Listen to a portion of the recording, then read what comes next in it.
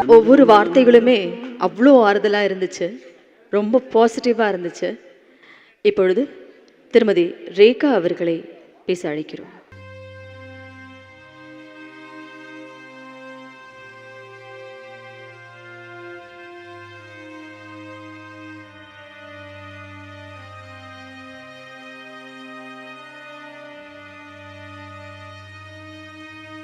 எல்லாருக்கும் என்னுடைய முதற்கண் வணக்கம். ரொம்ப பெருமையாக இருக்குது. அதாவது எம்ஜிஆர் சார் இருக்கும்போது இருந்திருக்கோம், சிவாஜி கணேசன் சார் இருக்கும்போது இருந்திருக்கோம், ரஜினி சார் இருக்கும்போதும், கமல் சார் இருக்கும்போதும், விஜயகாந்த் சார் இருக்கும்போதும் இருந்திருக்கிறேன், நடிச்சிருக்கோம்.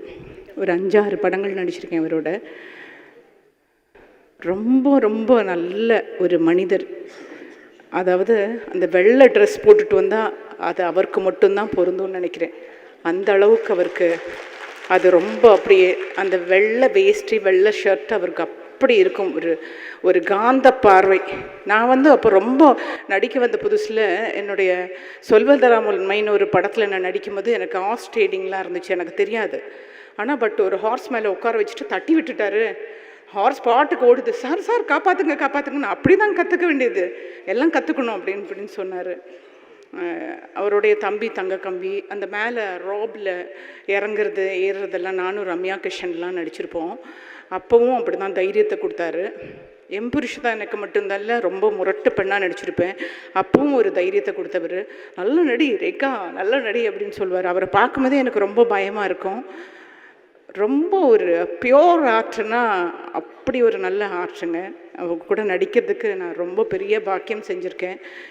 எனக்கு உண்மையாலுமே என்னுடைய தந்தை இறந்ததுக்கப்புறம் நான் அழுந்ததே கிடையாது. எம்ஜிஆர் சார் இருந்தப்போ அழுந்திருக்கேன். அதுக்கப்புறம் என் தந்தை இறந்ததுக்கப்புறம் நான் அழுகவே மாட்டேன். எல்லாருடைய மரணத்துக்கும் போயிட்டு வந்துடுவேன். இந்த தடவை அவருடைய மரணத்துக்கு வர முடியலன்ற ஒரு சங்கடம் இருக்குது. அவங்க 2 பேருடைய அந்த குழந்தைங்களை பார்க்கும்போது நம்மளுடைய மனசு எவ்வளோ வேதனைப்பட்டிருக்கு பார்த்தீங்களா. அரசியலில் ஜெயிச்சிட்டாரு, நடிகனாக ஜெயிச்சிட்டாரு, நடிகர் சங்கத்தை ஜெயிக்க வச்சுட்டாரு. ஆனால் ஹெல்த்தில் ஜெயிக்காமல் போயிட்டாரு பாருங்கள். ஹெல்த்து பார்த்துக்கோங்க. ஹெல்த்து தான் ரொம்ப இம்பார்ட்டன்ட். எல்லார்கிட்டையுமே சொல்கிறேங்க, ஹெல்த் ரொம்ப நல்லா பார்த்துக்கோங்க. டே நைட் ஒரு வாக் போகலாம், ஒரு யோகா பண்ணலாம், ஒரு மெடிடேஷன் பண்ணலாம். நம்மளால் முடிஞ்ச உதவிகள் செய்வோம். பணம் என்னடா பணம் அப்படின்னு சொல்லி அவரே டயலாக் சொல்லிட்டார் பாருங்கள். பணம் இருக்குதான், பணம் வரும் போகும். ஆனால் மனுஷனுடைய அந்த டிசிப்ளின் இருக்குது பார்த்தீங்களா, அது இருந்தால் மட்டும்தான் நம்மளை திரும்பி பார்ப்பாங்க. இல்லாட்டி யாருமே பார்க்க மாட்டாங்க. இன்றைக்கி எத்தனை நலிந்த கலைஞர்கள் இருக்காங்க. நான் திரும்பவும் இந்த நடிகர் சங்கத்தில், தென்னிந்திய நடிகர் சங்கத்தில் நான் கேட்டுக்கிறது என்னென்னா, மலையாளமில் அம்மான்னு ஒரு சங்கம் இருக்குது. அதில் உங்களுக்கு ஓணமாக இருக்கட்டும், இல்லை மாதமாக இருக்கட்டும், இல்லை மாதம் ரிட்டையர்ட் பேமெண்ட்டாக இருக்கட்டும், எல்லாருடைய ஆப்ரேஷன்ஸ், எல்லாருடைய எல்ஐசி பாலிசி, அவங்களுடைய பணம்லாம் கரெக்டாக போய் சேர்ந்துடும். அந்த அளவுக்கு மேனேஜ்மெண்ட் நல்லாயிருக்கும். இங்கேயும் சொல்கிறேன், நமக்கு இருக்கிற இந்த கருத்து வேறுபாடுகள் எல்லாம் மாற்றி வச்சுட்டு நம்மளுடைய நடிகர் சங்கத்தை ஃபஸ்ட்டு நம்ம அதை கட்டி அந்த பில்டிங்கை ஓப்பன் பண்ணும்போது தான் அவருடைய ஆத்மா சாந்தி அடையும். இன்றைக்கி நம்மளை விட்டுட்டு போயிட்டாரு. நான் சொல்கிறேன், இதுவே ரொம்ப நாளுக்கு முன்னாடி அவரை எவ்வளோ பேர், எவ்வளோ மீடியாஸ், எவ்வளோ மீம்ஸ் போட்டு கிண்டல் அடிச்சுங்க. இன்றைக்கி படத்தெல்லாம் கண்டுபிடிச்சி அந்த வானத்தை போல மடம் படைச்ச புண்ணியவனேன்னு சொல்லி பாடுறீங்க. நம்ம மனுஷங்களை எல்லாருமே மறந்துடுறோங்க. பழசு எல்லாத்தையுமே நம்ம மறந்துடுறோம். அடுத்தடுத்த ஆளுங்களை, சிவாஜி கணேசன் சார் போனார், எம்ஜிஆர் போனார், கலைஞர் ஐயா போனார், ஜெயலலிதா அம்மா போனார். இறந்து போனதுக்கப்புறம் தான் அவங்களுடைய நல்ல இதெல்லாம் எடுத்து நம்ம பார்க்குறோம். இருக்கும்போதே தலையில் தூக்கி வச்சு கொண்டாடுங்க.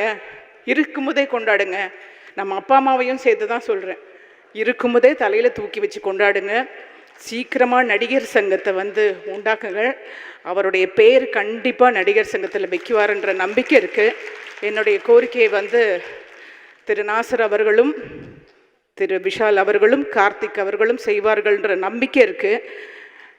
நிறைய உள்ள வேதனைகள் இருக்குது எனக்கு அதில். ஏன்னா நிறைய 2ஆக பிரிஞ்சு போனதுக்கப்புறம் எவ்வளோ எலெக்ஷன், எவ்வளோ நாள், அதுக்கப்புறம் கொரோனா வந்துச்சு, ஃப்ளட் வந்துச்சு, நிறைய கஷ்டப்பட்டுட்டோம். இந்த மாதிரி ஒரு லீடர், இந்த மாதிரி ஒரு கேப்டன்ஷிப் இருந்துச்சுன்னா நமக்கு எவ்வளோ ஒரு தைரியம் இருந்துச்சு. இனிமேல் யாருங்க இருக்காங்க? இப்போ எல்லாருக்குமே நம்மளே இறந்து போனால் கூட 4-8 பேர் பார்க்குறதுக்கு யாருமே இருக்க மாட்டாங்க. அவருடைய கூட்டத்தை பாருங்கள். இன்றைக்கும் வந்து ஆராதனை பண்ணி பூ போட்டு அவருக்கு மெழுகுத்திரி கொளுத்திட்டு போகிறாங்க. இன்றைக்கும் எத்தனை பேருக்கு பிரியாணி போடுறாங்க அந்த குழந்தைங்க. சம்பாதிக்கிறது பெருசு இல்லைங்க, கொடுத்து பழகுங்க. அதே மாதிரி ஹெல்த்து பார்த்துக்கோங்க. அது மட்டும்தான் என்னுடைய நடிகர் சங்கமாக இருக்கிறனால சொல்கிறேன். நலிந்த கலைஞர்கள் அப்படியே நடந்து வயசானவங்க இப்படி போகும்போது மனசுக்கு ரொம்ப கவலையாக இருக்குது. எல்லாரும் ரொம்ப ஹெல்த்தாக இருக்கணும். ஹெல்த்தியாக இருந்தால் மட்டும்தான் ஹெல்த் இஸ் வெல்த் அப்படின்னு சொல்லுவாங்க. ஹெல்த் இல்லைன்னா உங்களை அப்படியே கருவேப்பிலை மாதிரி தூக்கி போட்டுருவாங்க. ஹீரோயின்ஸாக இருந்தாலும் தான் சொல்கிறேன். அப்புறம் யாரும் வரலையேன்றத குத்தத்தை சொல்லி காமிச்சிட்டே இருக்கீங்கல்ல, அந்த சொல்கிற நேரத்துக்கு ஒரு 5 நிமிஷம் ப்ரே பண்ணலாம். யாரும் வராதவங்களை பற்றி ஏன் நினைக்கிறீங்க? வராதவங்க வீட்டுக்குள்ளே இருந்து எப்படி அழுகிறாங்களோ, அவர் மேலே எவ்வளோ மரியாதை வச்சுருக்காங்கன்னு யாருக்கு தெரியும்? வந்தவங்களை பார்த்து ரதா ரவி அண்ணா வந்து ஒரு தடவை சொன்னார், நம்ம ஒரு கல்யாணத்துக்கு போனால் கூட அந்த கல்யாணத்தில் வந்து வாங்க வாங்க எப்படி இருக்கீங்க அப்படின்னு சொல்லுவாங்களாம். அதுக்கப்புறம் என்ன வீட்டில் யாரும் வரலையா? ஏன்டா நான் வந்திருக்கேன், நான் என்ன கேட்க மாட்டேங்கிறேன்ற மாதிரி. வந்தவங்களை பாருங்கள், எவ்வளோ பேர் வந்திருக்கீங்க. வராதவங்களை பிடிச்சி நீங்கள் ஏன் அப்படி இவங்க வரல அவங்க வரல அந்த ஹீரோயின் வரல? எனக்கு தெரிஞ்சு இன்றைக்கி ஹீரோயின்ஸ் வந்து இவ்வளோ பேர் நடிச்சிருக்காங்க. இன்றைக்கி ராதா மேடம் பார்த்தேன், அம்பிகா மேடம் பார்த்தேன், அப்புறம் வேறு ஹீரோயின்ஸ் யாரையுமே காணோம். வரலன்றதுக்காக அவர் மேலே பாசம் இல்லைன்றது அர்த்தமா? யாரையும் குறை சொல்லாமல் நல்லபடியாக நம்மளோட ஹெல்த்தை பார்த்து நல்ல ஒரு டிசிப்ளினாக ஒரு டிக்னிஃபைடாக இருந்துட்டாலே வாழ்க்கை ரொம்ப நல்லா இருக்கும். அவருடைய மனசு ஆசைப்படுறது ரொம்ப நலிந்த கலைஞர்களுக்கு நல்லபடியாக எல்லாம் செய்யுங்கன்னு சொல்கிறது தான். அதை நானும் உங்கள் சார்பாக கேட்டுக்கிறேன். அவருடைய ஆத்மா சாந்தி அடையணும். தேங்க்யூ ப்ரொடியூசர்ஸ், தேங்க்யூ ப்ரொடியூசர்ஸ்க்கெல்லாம் பிடிச்ச கதாநாயகனாக இருந்தார். Thank you so much. Thank you sir.